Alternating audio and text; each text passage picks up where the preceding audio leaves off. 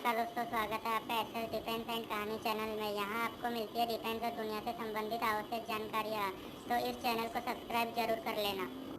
अपने लड़ाकों को कंट्रोल में रखो। नो फ्लाइंग जोन में घुसने पर भारत ने चीन को दी चेतावनी। भारत और चीन के बीच lieutenant general rank corps commander rank की वार्ता पिछली बार 17 जुलाई को हुई थी। इसमें गश्त पर सैन्य गतिरोध को खत्म करने को लेकर कोई ठोस प्रगति नहीं हुई थी। भारत और चीन ने हाल ही में एक विशेष सैन्य वार्ता की है।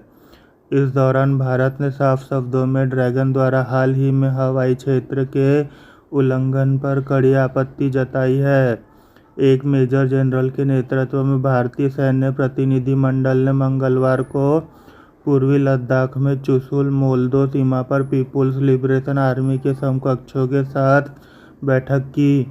इस दौरान एलएसी के करीब उड़ान भरने वाले चीनी लड़ाकों को कंट्रोल में करने की नसीहत ड्रैगन को दी है।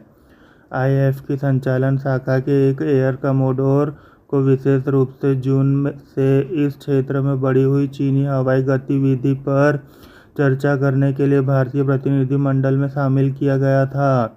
आपको बता दें कि चीनी लड़ाके अक्सर एलएसी के साथ 10 किलोमीटर की नो फ्लाइंग जोन में घुस आते हैं।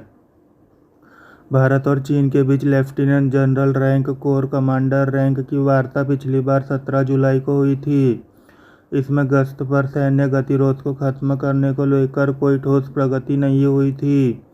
इस सप्ताह की शुरुआत में अमेरिकी स्पीकर नैन्सी पेलोसी के दौरे के बाद चीन ने ताइवान जलडमरू मध्य में भी आक्रामक रुख अपनाया है।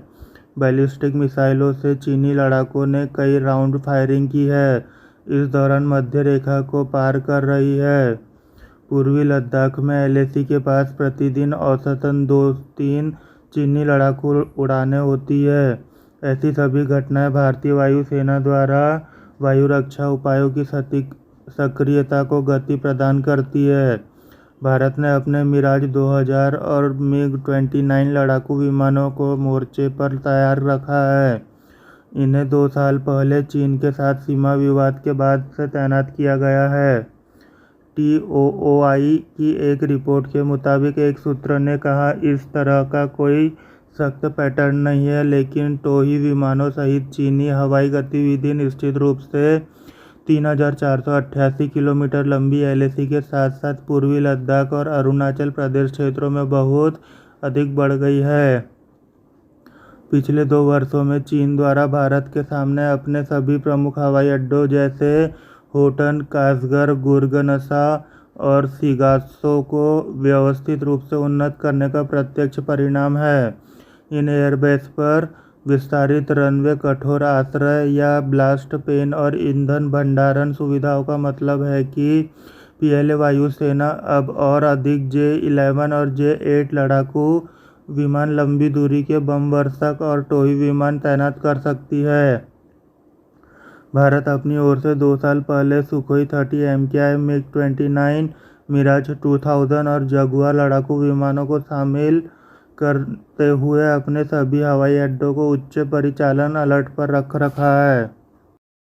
आपको यह जानकारी अच्छी लगी हो तो इस चैनल को सब्सक्राइब करना ना भूलें, ताकि इस तरह की इंटरेस्टिंग न्यूज़ पहुंचती रहे आप तक सबसे पहले। Thank you for watching this video.